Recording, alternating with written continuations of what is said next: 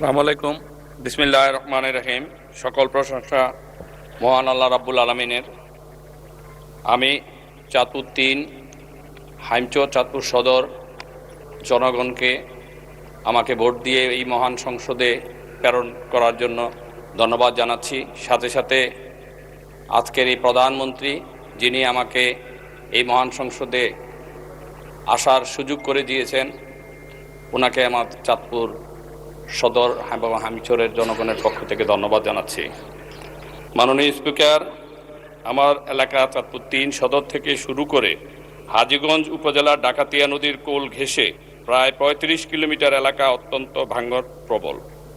প্রতি বছর বর্ষা মৌসুমে জোয়ারের পানি, প্রবল চাপ ও স্রোতের কারণে এই বিস্তীর্ণ এলাকায় ঘরবাড়ি, ফসল, জমি, শিক্ষা প্রতিষ্ঠান এবং গুরুত্বপূর্ণ রাস্তাঘাট নদীগর্ভে বিলীন হয়ে যাচ্ছে। বিশেষ করে চাঁদপুর সদর ও হাইমচরের মধ্যবর্তী এই বিশাল অংশে একটি স্থায়ী ও মজবুত প্রতিরক্ষা বাঁধ না থাকায় প্রতি বছর মানুষ ভিটে বাড়ি হারিয়ে নিঃস্ব হচ্ছে। নদী ভাঙ্গনের ফলে স্থায়ী যোগাযোগ ব্যবস্থা ও জনজীবন মারাত্মকভাবে ক্ষতিগ্রস্ত হচ্ছে।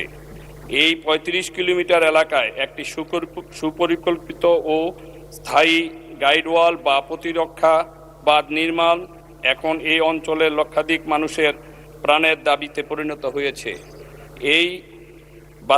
এই বাস্তবায়িতার ফলে শুধু ভাঙ্গনই রোধ হবে না, বরং নদী তীরবর্তী মানুষের জানমালের দীর্ঘমেয়াদী নিরাপত্তা নিশ্চিত হবে।